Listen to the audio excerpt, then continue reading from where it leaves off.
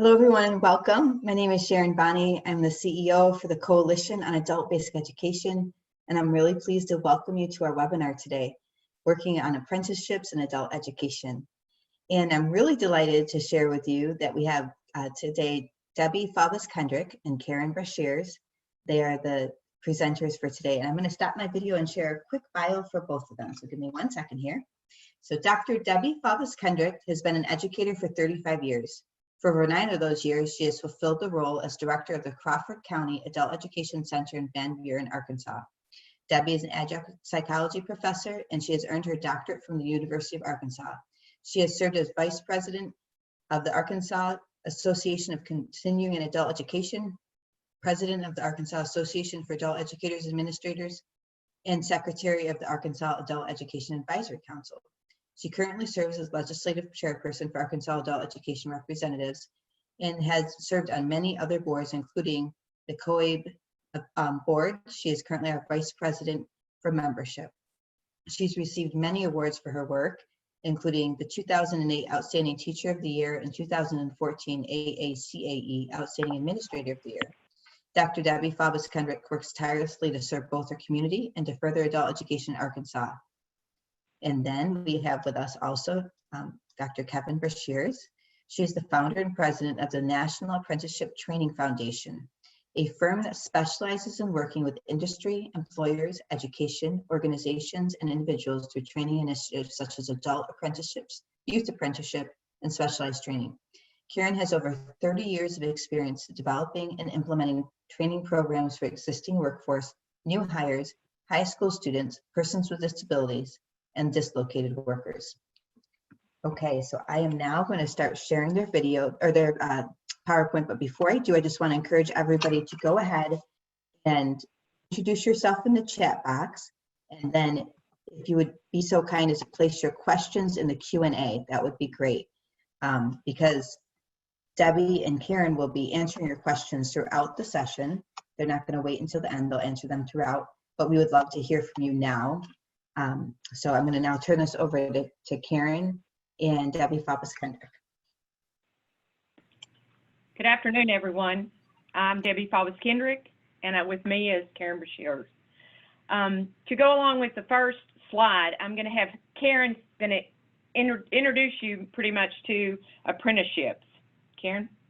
Good afternoon, everyone. Thanks for attending. Part of my job is just kind of give you a basic overview of what an apprenticeship program is and how we kind of utilize that to partner with adult education. Most of you are probably very familiar with how a registered apprenticeship program operates, meaning that it is a program that's registered with the U.S. Department of Labor. It provides a national certificate of completion once they complete all the training. But the one thing you need to keep in mind through this whole presentation, the one thing that makes this partnership so key is getting the employers involved from day one. I mean, the ultimate goal of whether you're an apprenticeship program or whether you're adult education or if you're with one of our other partners is to provide training that ultimately ends to some type of employment for that student.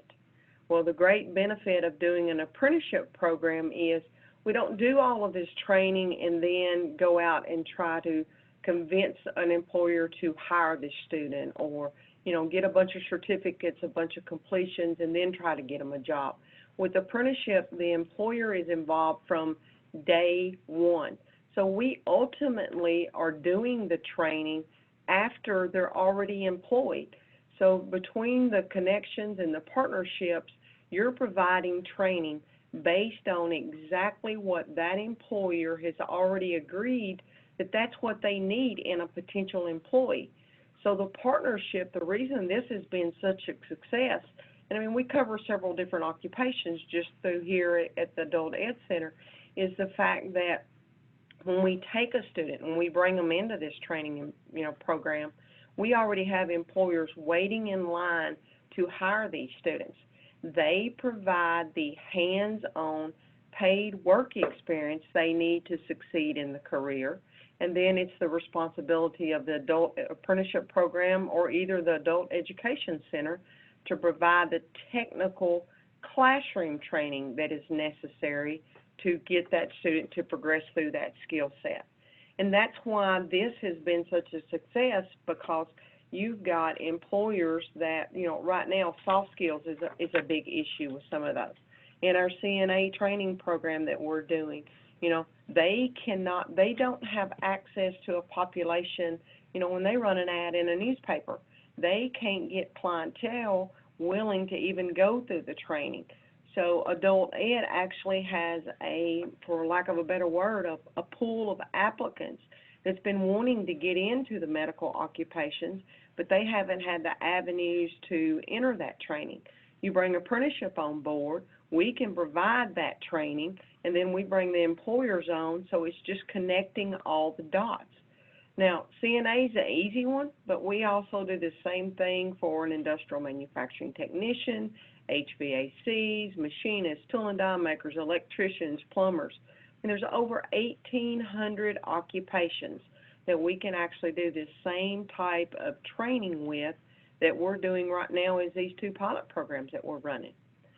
I know I've spilled out a lot of information just kind of in general, but I don't want to spend a whole lot of time going through, you know, the basics. You know, this is how you start an apprenticeship program, this is how you enter into it, this is the rules and regs, because I'm fairly comfortable that most of you have a general understanding about an apprenticeship, and I want to allow Debbie, and then as we get further into the program, on how this partnership actually works with adult ed, what some of the outcomes can be, some of the maybe problems that we've faced, how we've overcome those. So I'm just going to turn it over to Debbie now to kind of go into the next couple of slides. Thank you, Karen. So most of you and all of you that I can see that have chimed in are with adult ed. So what are the benefits of this? One thing that Karen mentioned that is a huge benefit for our students is they interview on the front end of the program. That way they're connected to an employer. They know that that if they finish this program, there is going to be a payoff in the end. And like she mentioned, we have one of them, we're getting ready to start our 4th CNA pre-apprentice class. And if they are hired by an apprentice, by one of these companies, then they many times will go ahead and give them uniforms to wear. Well, you all know if you deal with the clientele we deal with, that's a big deal. That's a change agent for them, because they just shine. You know, they're already got their uniform and they're moving on, and it's remarkable at the change in them. And then it gives them, they're connected. Like I said, they can go back and talk to these employees. They can go see what's going on. It's just they have to be connected. That's the main thing that it does, in my perspective. And then when they finish, Karen, I don't think she mentioned this, they have to be in the apprenticeship program for a year. Well, after that, if they want to, they can go on another career path, down a career pathway, an RN or whatever they want to do after that, or stay an LPN. CNA, whatever they want to do. But it's so important that we make those connections on the front end, and that's where I have seen it be the best thing for our adult education students. Now, another thing, moving on, how do we create these? People are saying, well, how do we do this? I mean, what makes this work? Well, it's employee-driven, employer-driven. The first thing you've got to do is make connections with those employers. Sharon, if you'll go to that next slide, please. You've got to connect with the employers. You've got to have them on board on the front end. Find the needs in your area.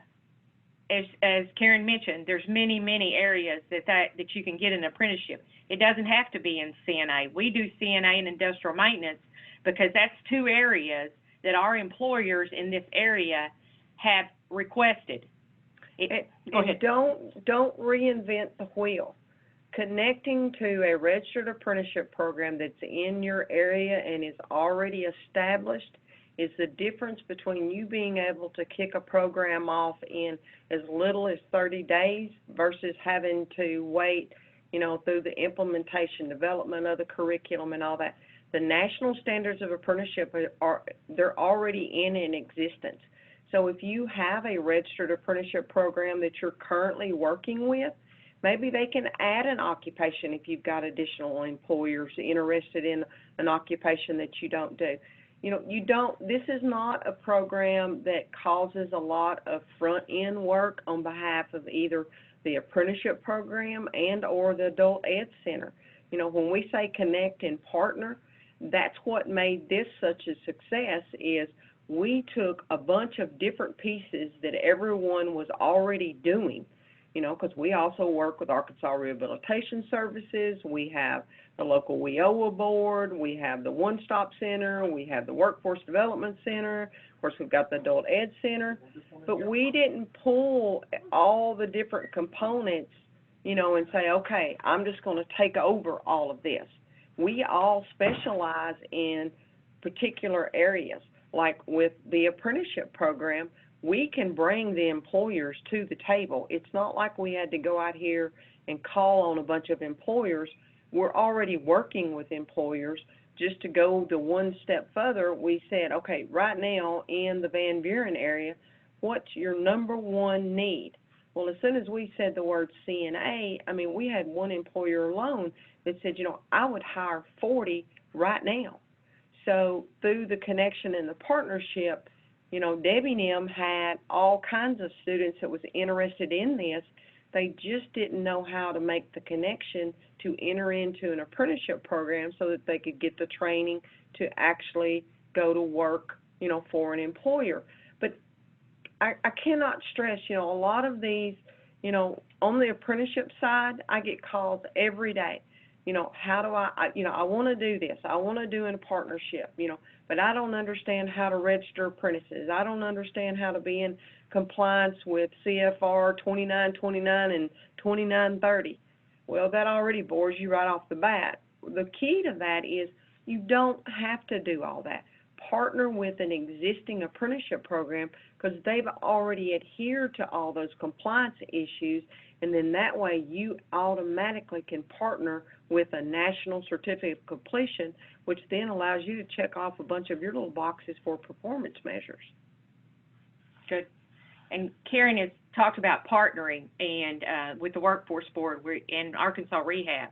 Arkansas Rehab is also another pool, and I'm sure most of you have rehabs in your states, but that's another pool of people that you can pull in, and many times they have money that they can support these students, send them through these programs. So that's another pool of people. Your local workforce boards. We have what we call Western Arkansas Planning and Development Council. Well, they work with students also and pay for them to attend these programs. So when you're looking at the money part of it, there are resources out there. And Karen, like with Karen, we work with her. Sometimes she has, you may have one of your apprenticeship programs that they got a grant or something. You don't know until you reach out and you ask. So we have several partners, and in our particular area, I reached out to our Women's League, which is one of our community partners, and they provide lunch for our students because many of our students don't have the funds to buy lunch. And so they support the program by providing lunch the 13 days that we have them in class. So that has been a real plus for all of them. So, Karen, do you have anything else to say about partnering? No, again, I just want to stress, the one thing that has made this work so well is we didn't try to invent the wheel. We took the things that were the greatest assets of all the different partners and just kind of ironed out the details. Even recruiting of students was done between all the partners and continues to be done. We've even had to reach out now because we do have so many employers trying to get on the program. Believe it or not, we're having to try to find you usually hear the opposite. You hear, I have all these students, but, I don't have any jobs for them. Well, right now, our situation is the reverse. We have employers just begging for CNA students. So we're now reaching out to the community centers, to all the local churches, there's a homeless shelter here. I think it's called the Hope Center, Hope Foundation. We're reaching out to them to try to reach this hard-to-serve population, because we're basically offering them a guaranteed career, and the cost for them to go to the training is nothing, because it's either being picked up, through the local employers, or it's being picked up through, we have a DOL area grant, we have a DOL AAPI grant. Of course, there's money through adult ed. Some of the students are WIOA eligible. So funding of the program has also been a big partnership, because everyone can pick up, if we have a class of 15 or 20, there may be 4 funded from ARS, 4 may be a grant, 3 may be WIOA, 1 may be adult ed. Every class is different. So when I say partner, it's not just on paper.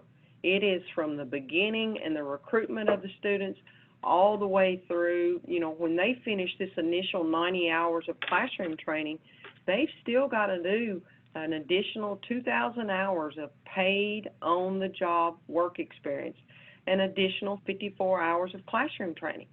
And that 54 hours that's additionally required, if they go to work for a center that specializes in Alzheimer's patients, then that's what their additional 54 hours are going to be in. Some may want to go on and do their phlebotomy.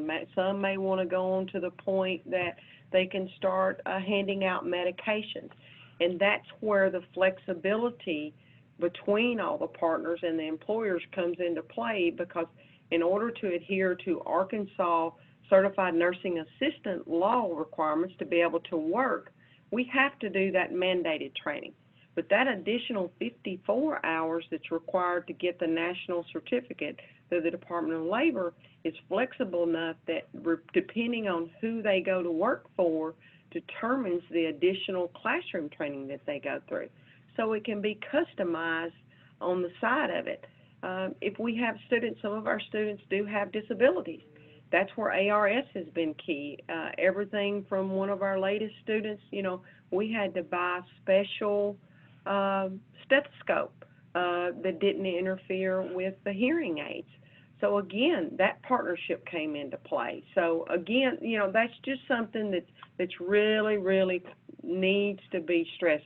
Rely on your partners and rely on the strengths that they have.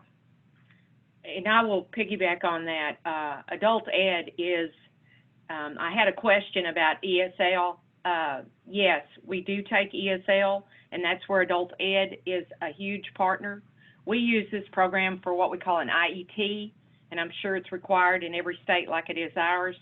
So we have an adult education instructor that is there to help students if they need help, if it's ESL, if they're not quite functioning on the level they need to be functioning on, then they help them. I had another question about NRS. No, at this point we have not required any type of level on NRS. It's just anybody that wants to sign up that will qualify. So we've pretty much taken almost everybody that will fill out the paperwork that qualifies as far as Arkansas Rehab or workforce money. So that so far hasn't been a real problem. If they do have issues with the exam, then they're welcome to come back and work with us one-on-one before they take it again. So that's been a real strength for us. Any other questions? I've had a few good questions here from people. And there was one that was asked about where we get the funding. I think that was answered. I think Karen answered that one also. So funding is always an issue. I know it is with us, and I'm sure it is with most of you all. Okay, I have a question. What does the time breakdown look like? Hours of academic, hours of trade? In order for, when we registered this in our Standards of Apprenticeship basically is the rules and regulations that govern everything we do under this program. They have to go through 144 hours of classroom training and they have to do 2,000 hours of paid on-the-job training. Now, the classroom training is broken into 2 segments. In the state of Arkansas, the licensing agency that oversees all that is the Office of Long-Term Health Care. In order for you to work in Arkansas, even part-time, to work with patients at all, you have to complete 90 hours of classroom training and 16 hours of clinicals. So we do the 90 hours, the 16. Now keep in mind, everyone going through this training has already been interviewed and they know the job is waiting on them. They just have to successfully complete those 90 hours. Then they start working, and then as soon as they start working in their job, depending upon which employer they go to work for, then we schedule the additional 54 hours that's required. Okay, Karen, I have another one. Are there apprenticeships that do not require a high school diploma? Yes, again, that goes back to your standards of apprenticeship. For example, the National Apprenticeship Training Foundation. Right now we have, honestly, I'll be honest with you, I don't even know how many occupations that we do have registered. But my standards of apprenticeship specifically says, like on the age requirement, some of them say that they've got to be 18. We can take them as long as they're 16 years of age.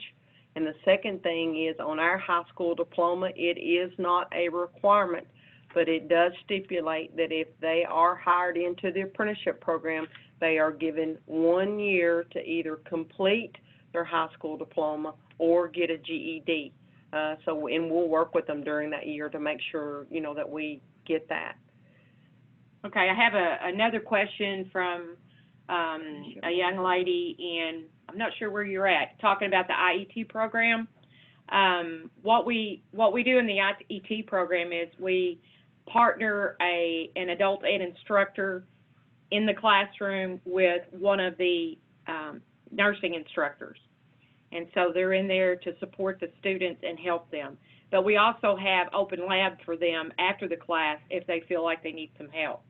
And if you need some more information, you're welcome to, and I can send you a copy of the schedule and how we schedule it if you'd like to see that, any of you. If you'll email me, we'll send it out to you.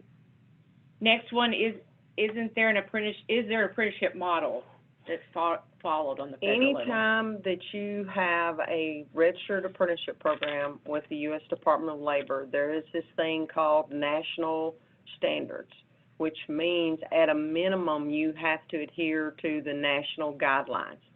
Right now, the national guidelines for certified nursing assistants is a minimum of 144 classroom hours and a minimum of the 2,000 hours of on-the-job training.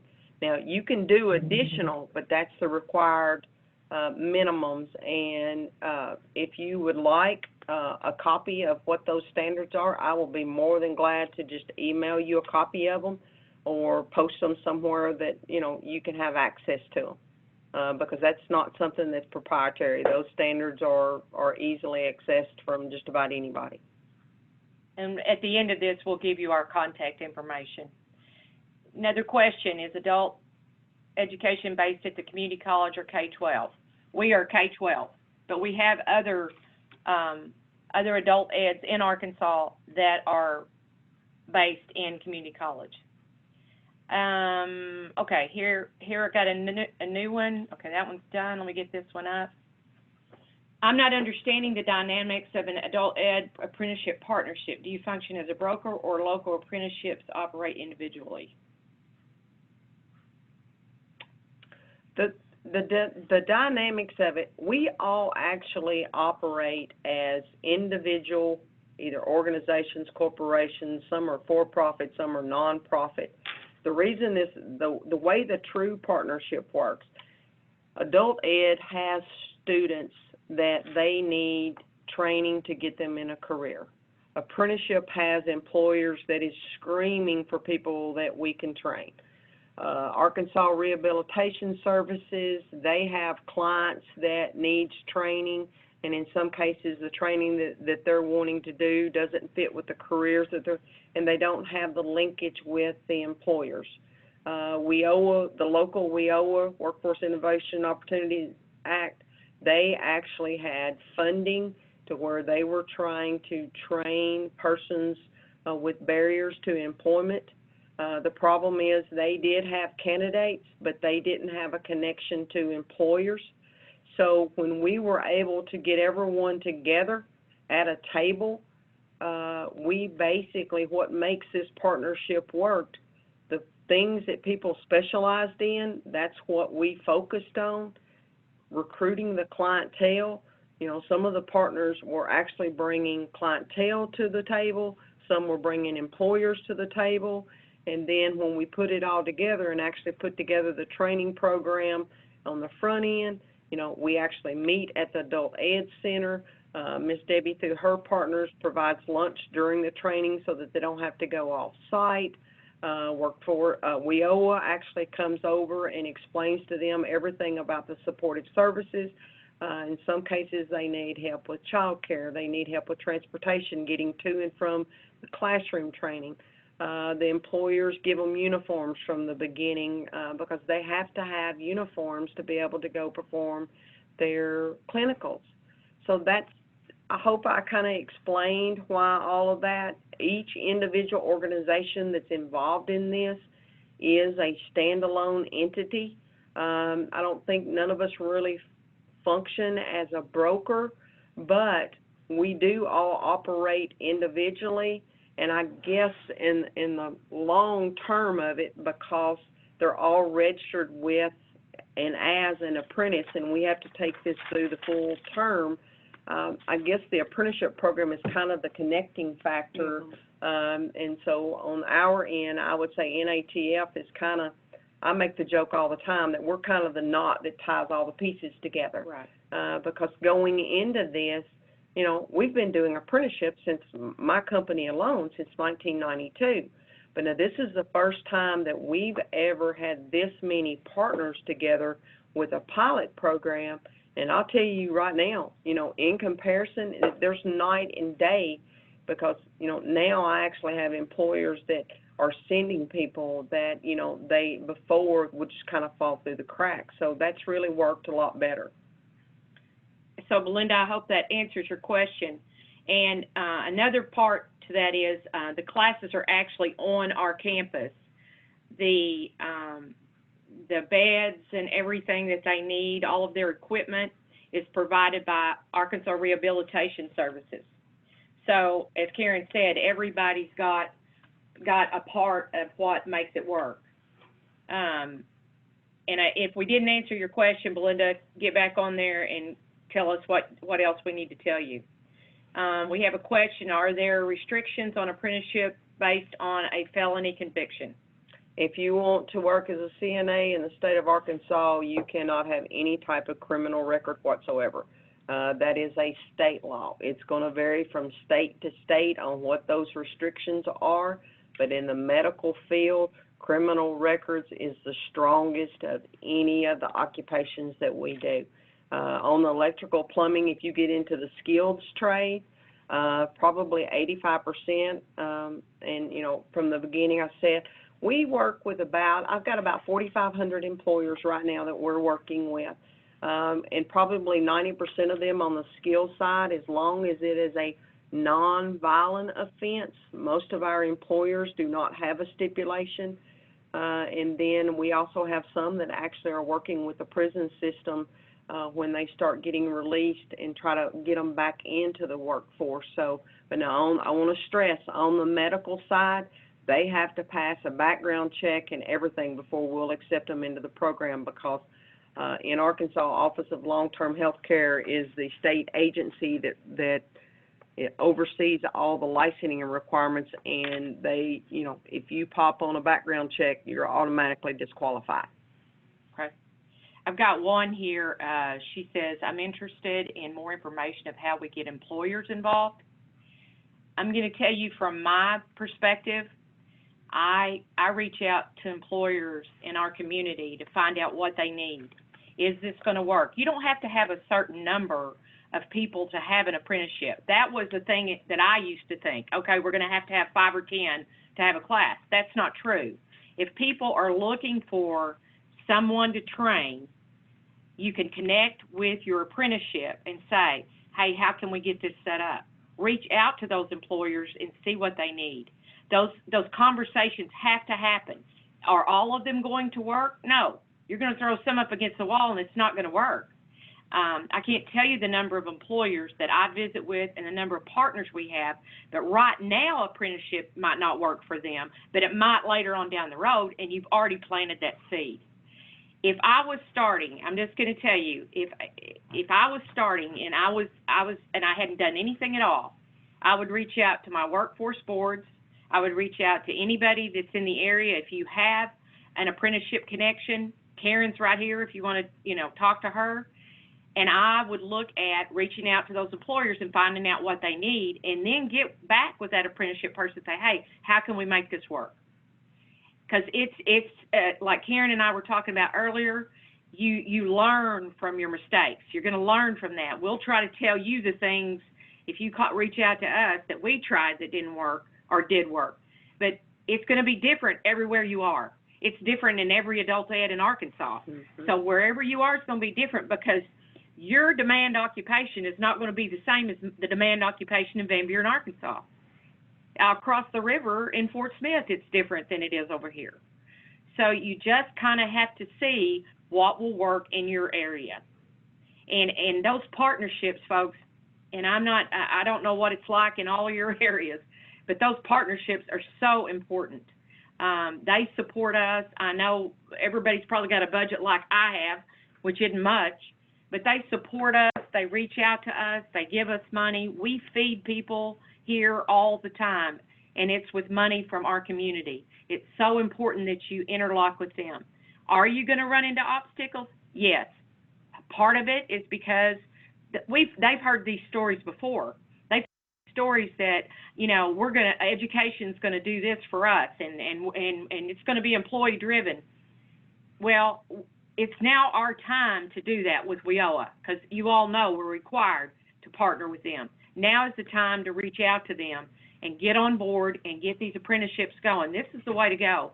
I was at a meeting not too long ago, and a gentleman was talking about apprenticeships they're doing around the Chicago area that are phenomenal.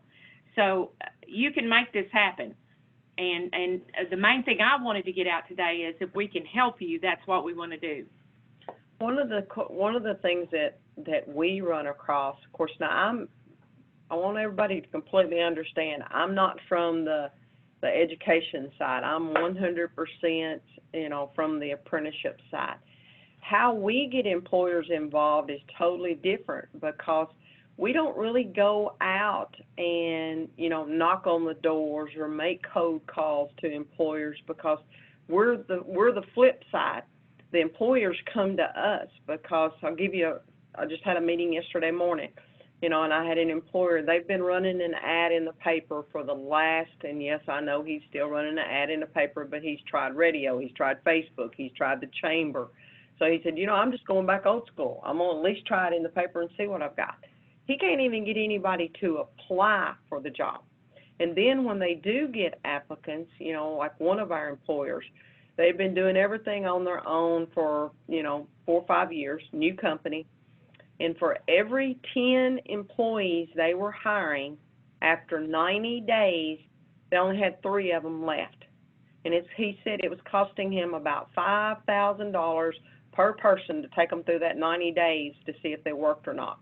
When he changed over to the apprenticeship model, now when he hires people in, puts them through the apprenticeship training program, after 90 days, he has 7 of the 10 people left.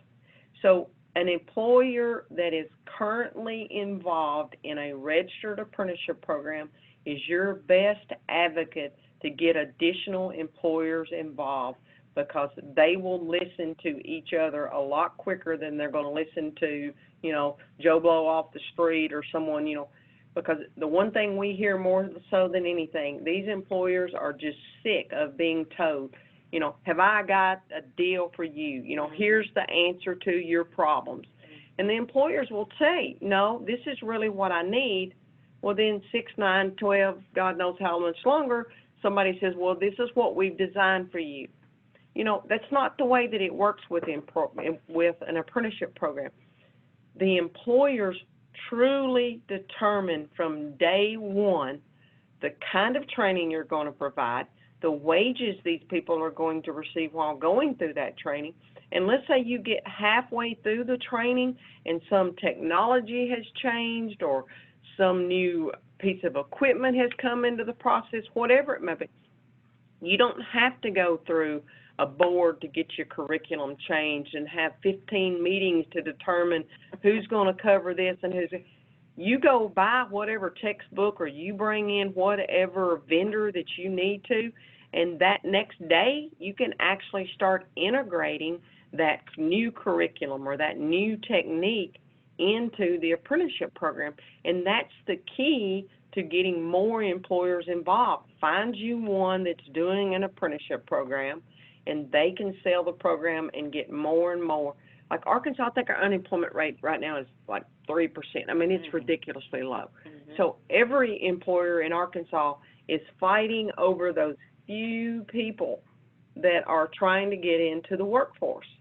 So we are now getting to the point that we're trying to venture out into applicants, a pool of applicants that we've never tried to access in the past. That's why this partnership with Adult Ed, ARS, WIOA is so key to us, because we have employers that are wanting to hire people, but right now the people that we typically recruit, there's not any of them left. So we're having to, and again, you know, those employers will sell the program more so than anything. Okay, we got another question here. Does any of your tech skills training transect with high school or GED studies? For example, in Florida, a diploma is required to be a CNA. It's not in Arkansas No. either. A diploma is not required to be you can actually go through all of that, but if you go into the registered apprenticeship program, you do have to get either your GED or high school diploma within a year.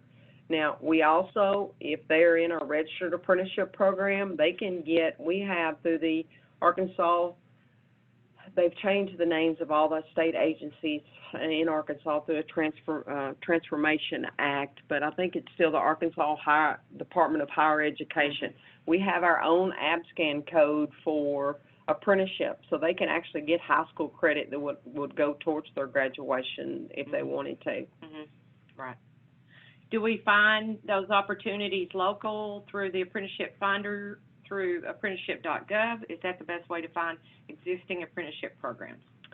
It's a good start, but you know, in Arkansas, we actually have a website that's arkansaapprenticeship.com, and it lists every registered apprenticeship program in the state. Most of your states now have some type of state agency that is a connection to all the existing registered apprenticeship programs, or you can actually go online to the Department of Labor, and it will tell you the name of the state agency or federal agency that's located within your state. In one phone call, one email, and they'll send you a list of all the registered apprenticeship programs that includes the contact name, phone number, what occupations they cover. So, you know, going on a local level, I would contact, like in Arkansas, we have a Arkansas Department of Labor, and you can contact them, and they'll give you every registered apprenticeship program in addition to, you know, the state apprenticeship office. Okay, good. Okay, good questions, everybody. One thing, Sharon, if you want to go to the last one, I'm going to give you some statistics, what we've done. We've had 3, just with the CNA classes, we've had 3, and our average to complete the program is 82%, which with our clientele is phenomenal. So I feel like this is a real hook to keep our people on track. You know, many times they've never been employed. They've certainly never been in a profession. So I think that this is really working, and it would work for you. Another one that we have right now is industrial maintenance, and it's with Simmons Foods, and we are right now have 120 in that program, and it's a year-long program, and they wanted to do an apprenticeship, a pre-apprenticeship with their incumbent workers. So that has been a real challenge, but at the same time, it's going to give them a step up, and their people a way to progress in their jobs. Right, Karen? I mean, is that, do you have anything to say And by the about way, if STEM? y'all can hear the typewriter in the background, I'm answering questions Oh. while Debbie's talking over here also. Yeah, I mean, I know we're focusing on the CNA because the medical occupations throughout the United States is one that is so in dire need. But this same, like the big Simmons that we've got on, going on at Simmons, there's 100, I think we're up to 124 apprentices at 3 plants here, locally, and they're doing an industrial manufacturing technician program. And then the completers of it will go on to do a industrial maintenance program. A lot of over 50% of their classroom training is done online. We're using Amatrol. We're using some of their interactive video training to do that because, some of these guys are working, 5 days a week, 12-hour shifts, so getting them away to get over to the Adult Ed Center really caused a problem. Now, when we were going through the TABE testing, their initial skills evaluations and all that, it was on-site here at the center, and they will be back to the center. We have several that are, English is a second language to them. So having that resource here, those students are able to come over here anytime the Adult Ed Center is open, and that's a supportive service that apprenticeship has never offered in the past because that's kind of not our niche. Mm-hmm. And so through this partnership, a lot of those students that typically would have either failed out of the program or just not being able to pass the courses because of the language barrier, now they have the supportive service that will allow them to continue through the program. It's the same thing with working with WIOA. When they had to go to the classroom training on the CNA, some of the students didn't have gas money to get back and forth to that initial training that they had to go through. So through one of the other partners, someone could assist them financially in gas money just to get back and forth from class.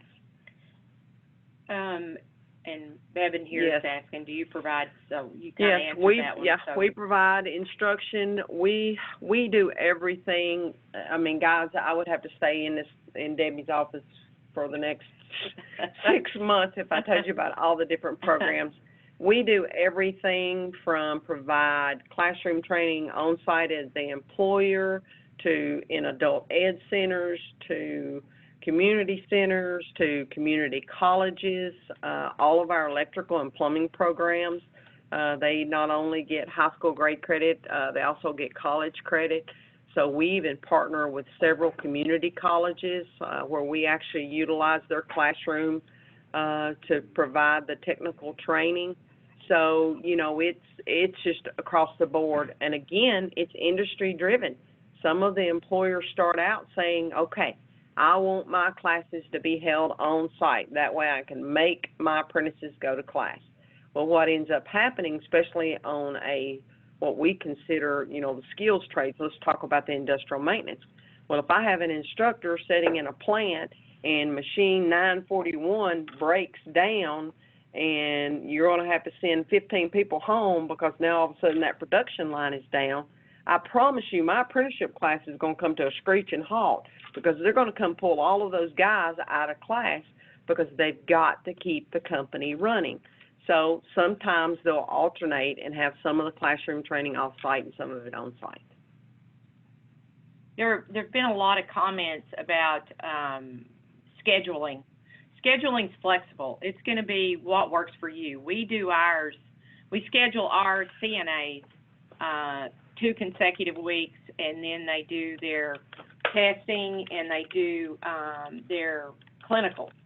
So it's, we've toyed with the idea of changing it to the evenings in case we had people that wanted to, they were already working and they couldn't come during the day.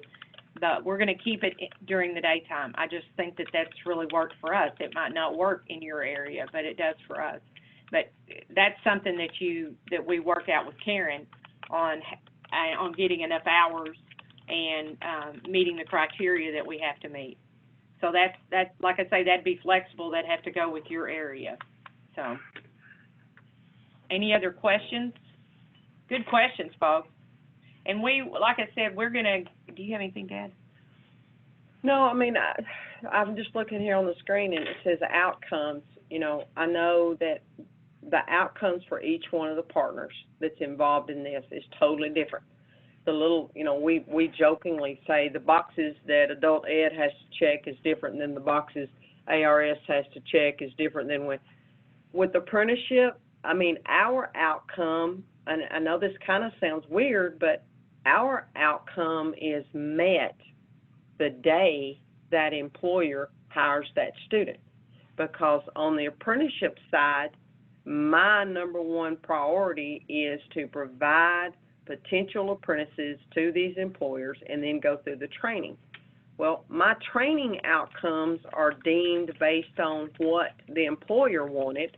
So, you know, it's kind of, I don't have to measure that outcome because it's exactly what they wanted to begin with. So, you know, my outcome is right now, the one company I was talking about that was, you know, when we started this, they said they could take 40 CNAs. You know, so every CNA we get through this partnership is one more that I would have never had access to because, again, that's a pool of applicants that we've never pulled from before. So, you know, that's what our outcomes are, is to try to connect potential apprentices with these employers and take them through the training, of course, as they outlined it as we go through it. And obviously ours is the IET, the educational outcome, and seat hours. We get the seat hours, and them getting a job. So that's what we look at, as you all know. So it's very helpful to us to have them on our campus. I just can't tell you what a good partnership this has been. And it's really worked for us in anything we've done. We did another industrial maintenance with another company, and they happened to find out about this and contacted me, and we set up. He couldn't hire anybody. It was like the story Karen said. He couldn't find anybody to hire, and so we set up a pre-apprenticeship for him, so he would have a pool of people to hire from, because everybody in his shop was like from 60 to 70 years old, and they're going to be retiring, and he didn't have anybody. And that's an issue that we hear a lot. So, and I think you're probably going to find that in your area if you haven't already, is this could work to their advantage. Again, I would say to you that I would reach out to them. I would sit down and find some talking points. Karen could help you with that, or I would. The employers, as you know, they want to see, how is this going to benefit me? You walk in there, an adult education person, they're going to look at you like you have three eyes if you don't already know what you can do for them, because it's going to be about them. So you need to have your talking points. You need to know you need to find out from them what they need and say, okay, I can do this for you. And then all of you come to the table together. You can't work in a silo. You have to have those partnerships. And that has been a real learning curve for a lot of us. But again, it's been a plus also. Okay. I'm sorry, I should not have laughed. Someone just posted a question: what kind of soft skills did you say employers are looking for? I am going to show my Southern true colors here because that's the easiest way I know. I just had an employer on my drive over here today. He called me. He said, Miss Karen, I'm to the point now, if they can walk, talk, and chew gum and pass a drug test, I will hire them. Yep. So, you know, when you say soft skills, it is absolutely, and, you know, I mean, I have a 20-year-old and I have a 22-year-old, and they think I'm the worst parent in the world until they got ready to go off to college. And then all of a sudden they came back and they said, you know, thanks, Mom, for, you know, at least I know how to take care of myself, can hold down a job, can put fuel in my, you know, and know how to show up to class. When I say soft skills, we're talking basics. What do you do on a day that you're not going to show up to work? The fact that if you're supposed to be at work at 7 o'clock in the morning, that doesn't mean you pull up in the parking lot at 7.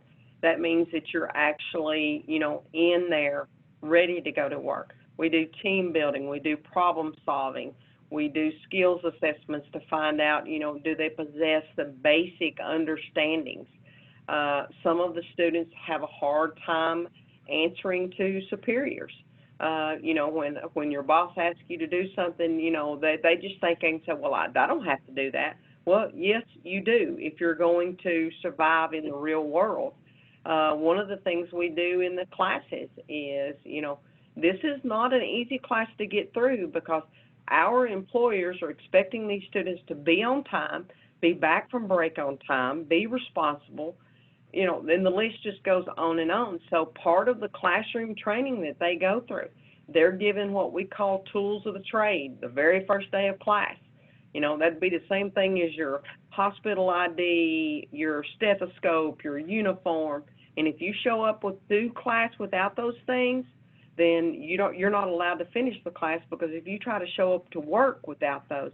So the soft skills are integrated all throughout the entire training so that when we finish the 90 hours, before they can actually start showing up to do the paid work experience, we've already covered some of those things, and then that allows us, as all the different partners, to find out who needs help. I mean, we've had to refer people to anger management classes. We've had to refer them back to adult ed because maybe they're on a 5th, 6th grade reading level, so they can't understand or comprehend the material that needs to be. So even though they don't successfully do the training the first round through, it's not like we drop them. We just refer them to whatever issues we have discovered, and we integrate the soft skills into that. Okay, Stephanie, you're saying are these skills assessments and other resources you would be willing to share on this topic? Are you talking about what the soft skills that we do at the beginning of the pre-apprenticeship program? I think she's referring to the skills assessment. Okay. Yeah. Yes. Yes. We have NATF, National Apprenticeship Training Foundation. We're actually an approved vendor for, we do pre-apprenticeship, we do youth apprenticeship, and we do adult apprenticeship. And every one of those has got different skills assessments that we go through all of those. It's all part of our standards of apprenticeship, and I'll be glad to share any of that with you. Something else that I did on the front end when we started these is I have several, including myself, that have gone through the training that Karen does with the soft skills. That way, if Karen isn't available or somebody on her team isn't available to teach that, we could actually do it. Yeah, the last pre-program that we did, we actually used, because we were doing that on in Little Rock at a camp for students that were borderline about ready to get incarcerated, or they could go through this training that was judge appointed. And we actually utilized adult education teachers that are on their staff. They taught everything in we gave them the curriculum, we lined out the schedule, but they actually came in and taught the classes. We just had to come in and do the OSHA 10 certification, which is a federal safety certification class. We did the CPR certification, and of course at the end we were there for all the employer interviews because, you know, we needed to be there on site. But that's something else I hadn't even thought about, the fact that so many of your teachers now, we've actually certified and they're approved to be an apprenticeship instructor for the non-technical, you know, for the soft skills, team building, problem solving. We do mock interviews, all of that. So they've gone through and been approved to actually be some of our instructors. Okay, let's see. Julie, I'm trying to look at yours. The apprenticeships that they offer are a very high level. Some require a BA just to get in, and that's in Minnesota. How do I approach them to have them consider entry-level positions for apprenticeships? Well, the only reason that they've got that, I mean, I'm assuming if you're talking about that's probably some of the engineering programs, but they should have a entry-level apprenticeship. I mean, I would contact them, and the very first thing I would ask them is, can I see a copy of your standards of apprenticeship? Because in there it will list out all the different job occupations, what the entry-level requirements are, and, you know, if they have other positions that's available through that. I would be curious. I'm not real familiar with them. I would be curious to see that myself. Yeah, I'm assuming they've got to have lower-level entry positions. I don't know what your it may be run through. Is it run in conjunction with a community college or a university? Could you repeat that term? Yes. Yeah, if it's ran through a university, like here in Arkansas, we have one program that's run through University of Arkansas at Mountain Home, and it's a partnership between the college, Baxter International, which is the name of the company, and then NATF, because we're the apprenticeship sponsor for all of this. So NATF administers the apprenticeship program. The community college provides the technical classroom training. Baxter provides the OJT, but through the partnership of the three, when they graduate, they actually graduate not only with their national certificate of completion, they also graduate with an associate's degree in mechatronics. Okay, Julie is asking, what should I ask to see? Standards of apprenticeship. Standards of apprenticeship, Julie. Okay. I feel like there's probably more questions out there. I think we've generated, feel like you guys are thinking from the comments that you're making. That's awesome. If we can help you, or looks like we're winding down to 2 o'clock, Sharon. If we can answer any other questions for you, Sharon, is there a way that we can get them our information, our email addresses, so they can contact us? I had one person ask if we were going to do this at COABE. No, we had not planned on that at this point. Yes, ma'am, but I can tell you that the 2021 conference is going to have an apprenticeship focus. So we won't be doing this at 2020 in Baltimore, Maryland, but 2021 in Nashville, Tennessee. There's a really big focus in Tennessee on apprenticeship, so we will definitely be having an entire strand devoted to this in 2021. Okay, perfect. And then we'll look forward to doing that if, we all still have jobs. Oh, and I'm not retired.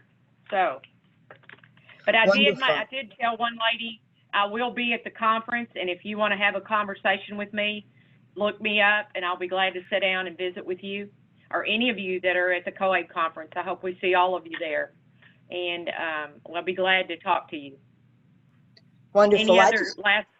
Yeah, this is Sharon. I just want to thank everybody for taking time out of their busy schedule today to join us for this, and just also let you know that if you had questions that you posted in the Q&A, I can definitely circulate them to the two presenters here, and they can get back to you.